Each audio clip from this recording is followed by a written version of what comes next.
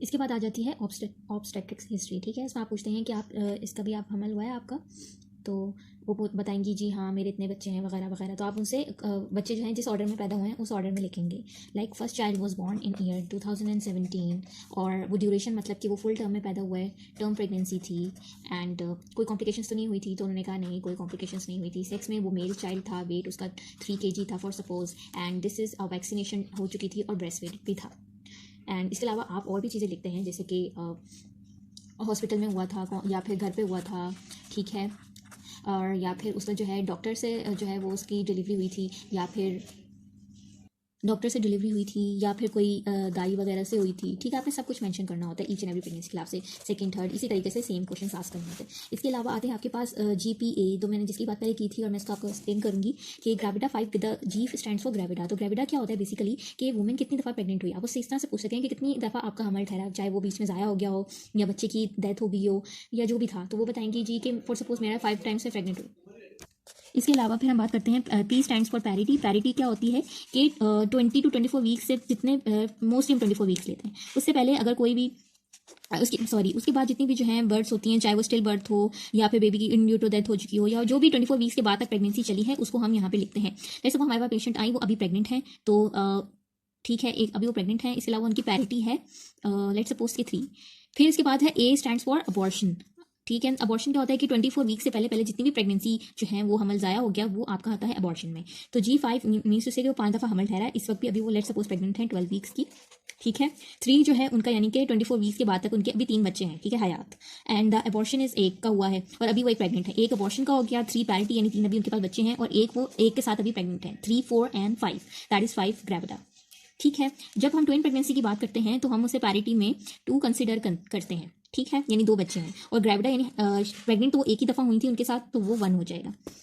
जब आपने इसके बाद आपने हिस्ट्री ले ली है ऑब्स्टेट्रिक की, और उसके बाद आते हैं हम सिस्टमिक हिस्ट्री में। सिस्टमिक हिस्ट्री में क्या होता है कि हम सबसे पहले पूछते हैं CNS के बारे में। CNS that is central nervous system. इसमें क्या पूछते हैं, आपको सरदर्द तो नहीं रहता, आपको चक्कर तो नहीं आते, धुंधला नज़र तो नहीं आता, और आपको कानों में घंटी बजती तो महसूस नहीं होती, कभी आप बेहोश तो नहीं हुए, ठीक है, इस तरह से, या कभी आपको फॉलेज का अटैक वगैरह तो नहीं हुआ। ठीक है, और सीरियस में आपके पास जो है वो हार्ट रिलेटेड सिम्टम्स आते हैं। छाती में कभी दर्द तो महसूस नहीं हुआ, सांस में दुश्वारी तो नहीं महसूस हुई, कभी बहुत पसीने छूटे हों और सीने में जलन हो, या फिर सख्ती महसूस तो नहीं हुई सीने में।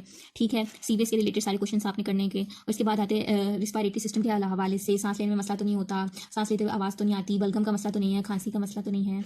इस तरह के आप रिलेटेड सारे रिस्पायरेटरी से रिलेटेड सारे क्वेश्चन करेंगे, राइट। उसके बाद आता है GIT में जो आप सारा पूछते हैं कॉन्स्टिपेशन, बॉवेल हिस्ट्री लेते हैं, आपको कोई कब्ज का मसला तो नहीं है, या आपको कोई मोशन वगैरह का मसला तो नहीं है, ठीक है, और पेट में दर्द तो नहीं है, उल्टी तो नहीं आती। और वेट का आपने सवाल इसमें जो है ना GIT में हिस्ट्री में इंपॉर्टेंट होता है, और ये इसलिए होता है कि यहाँ पे आप मैलिग्नेंसी से रिलेटेड होता है। अगर वो वेट लॉस उनका पिछले कुछ टाइम से हुआ है तो वो मैलिग्नेंसी से रिलेट कर सकता है। ठीक है, और GU stand for genital urinary, में आप पेशाब करते हुए आपको जलन तो नहीं होती, और कोई डिस्चार्ज तो नहीं होता, ठीक है, खारिश तो नहीं होती, वगैरह वगैरह। मस्कुलोस्केलेटल में आप पूछते हैं कि कोई जोड़ों में दर्द तो नहीं रहती, पट्टे तो नहीं खींचते आपके, और इस तरह के सवाल करने हैं जो मस्कुलोस्केलेटल डिजीज़ के रिलेटेड होते हैं। फिर इसके बाद आते हैं इंडो में आप पूछते हो कि आपको ज़्यादा ठंड तो नहीं लगती, ज़्यादा गर्मी तो नहीं लगती, और बहुत ज़्यादा प्यास तो नहीं लगती, बहुत ज़्यादा पानी तो नहीं पीते, बहुत ज़्यादा पेशाब तो नहीं आता, वगैरह। तो सिस्टमिक हिस्ट्री का जो मेन पर्पस होता है आपके पास वो यही होता है कि जो पेशेंट ने सिम्टम्स मिस कर दिए या जो आपको नहीं बताया, आपको उसके बारे में डिटेल इन्फॉर्मेशन मिल जाती है, और उसकी एसोसिएशन हो सकती है पेशेंट के करंट सिम्टम्स के साथ। नेक्स्ट इसकी पास मेडिकल हिस्ट्री। पास मेडिकल हिस्ट्री में आप पेशेंट से पूछते हो उसके बारे में कि उससे पहले तो कहीं वो अस्पताल में दाखिल तो नहीं हुआ किसी वजह से, कोई उसकी लाइक के किसी को कोई टाइफॉइड वगैरह की हिस्ट्री रही हो, या किसी वजह से अस्पताल में दाखिल हुआ हो। ठीक है, इसके बारे में हमें पूछना है। दिस इज नॉट, ये मैं गलती से लिखते हैं। Next is pass surgical history. इसमें आप पेशेंट से पूछो इससे पहले तो आपको कोई ऑपरेशन तो नहीं हुआ, कोई लाइक अपेंडिक्स का हुआ होता है किसी का, वगैरह वगैरह, तो आप उसके बारे में पूछोगे कि इससे पहले आपका कहीं ऑपरेशन तो नहीं हुआ, और ट्रांसफ्यूजन में आपको कहीं से पहले खून तो नहीं चढ़ा, इसके बारे में पूछते हो। ड्रग हिस्ट्री के बारे में पूछते हो कि पेशेंट कोई दवाई तो मुस्तकिल नहीं लेता, फॉर सपोज लाइक थायराइड की पेशेंट आती है आपके पास और वो कोई मेडिकेशन ले रही है, हाइपोथायरॉइडिज्म की पेशेंट है, थायरॉक्सिन ले रही है, आप उससे पूछोगे कि उसको डोज का पता है कि वो कितने डोज ले रही है, कितने अरसे से ले रही है, उसके कोई साइड इफेक्ट्स तो नहीं रहे हैं। तो आप जो भी दवाइयाँ वो इस्तेमाल कर रही हैं जो उनकी रूटीनली ना हो, रूटीन की मेडिकेशंस हो, अभी जैसे कि अभी उनकी तबीयत खराब हुई है उससे रिलेट ना करती हो। Then comes the allergic history. Allergy patients आपने पूछना है कि उनको किसी चीज़ से कोई एलर्जी तो नहीं है, और अगर किसी पेशेंट को समझ नहीं आती तो आप इस तरह से इसको एलैबोरेट कर सकते हो कि आपको किसी चीज़ के खाने वगैरह की वजह से, या किसी चीज़ की टच की वजह से आपको खारिश तो शुरू नहीं हो जाती, आपको जिसम लाल हो जाता हो, या उस वजह से आपको भी अस्पताल में दाखिल हुई हो, इस तरह से आप पूछ सकते हैं एलर्जिक हिस्ट्री। ठीक है, नेक्स्ट इज इम्यूनाइजेशन पूछ सकते हो कि आपको बचपन में फांसी टीके वगैरह लगे थे या नहीं, इस तरह की हिस्ट्री आप देते हो। Then comes the family history. Family history very important. आप पूछते हो कि खानदान में किसी को डायबिटीज़ वगैरह तो नहीं थी, कोई हाइपरटेंशन ब्लड प्रेशर का मसला तो नहीं था, शुगर तो नहीं थी, दमे का मसला तो नहीं था, दैट इज़ आस्थमा। और फिर आप कैंसर वगैरह के बारे में भी ज़रूर पूछते हो कि खानदान में किसी को छाती का या फिर बच्चेदानी वगैरह का कैंसर तो नहीं था, उनकी मदर को या उनकी किसी सिस्टर को, इस तरह से। एंड HIV की आप इससे ले सकते हो कि कोई किसी को आपके खानदान में इन्फेक्शन तो नहीं था। और जब भी आप पर्सनल हिस्ट्री ले रहे होते हो पेशेंट से, तो आप पेशेंट को ये यकीन दहानी ज़रूर कराते हैं कि that information will remain confidential, यानी कि आपकी और हमारी बात सरे राज रहेगी और आप मुझ पर भरोसा कर सकते हैं, ये आपके इलाज के लिए ज़रूरी सवाल हैं।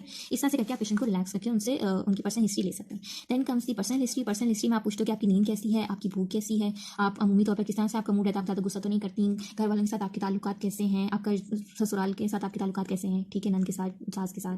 तो क्योंकि एक साइकोलॉजिकली भी फीमेल पे बहुत इंपैक्ट होता है, इसीलिए हम ये चीज़ ज़रूर लेते हैं। And then you also ask for the addiction. Addiction में आप पूछते हो, हमारे सेटअप में फीमेल जो है वो स्मोकिंग एंड अल्कोहल के अलावा गुटखा, पान, छालियाँ और मावा वगैरह का इस्तेमाल करती हैं, तो आपने सबके बारे में पूछना है उससे। अगर वो हाँ कहती हैं तो फिर आपने पूछना है कि कितनी दफ़ा लेती हैं, कितना लेती हैं, कितने अरसे से ले रही हैं, ठीक है, सबके बारे में। Next comes the socio economic history. Socio economic में आप पूछते हो कि वो कहाँ तक पढ़ी लिखी हैं और उनके घर का खर्चा सही चल रहा है या नहीं, और उनका घर कितने कमरों पर मुश्तमिल है, ठीक है, इस तरह से उनका गुजारा ठीक हो जाता है, यानी इस तरह के सवाल आप सोशियो इकोनॉमिक हिस्ट्री में पूछते हो। Then comes the environmental history. Environmental history में आप पूछते हो कि घर में आपके पौधे वगैरह तो नहीं है, घर में हवा आती है, धूप आती है, और वो पानी कौन से इस्तेमाल करती है, बॉयल वाटर, टैप वाटर, और एनिमल्स तो नहीं है, यानी कि सपोज गाँव से एक औरत आई है, उनके घर में भैंसें, बकरियाँ, मुर्गियाँ वगैरह हैं, तो उसके बारे में आप पढ़ते हैं, उससे एलर्जी और डिफरेंट डिजीज़ की ट्रांसमिशन के बारे में पता चलता है।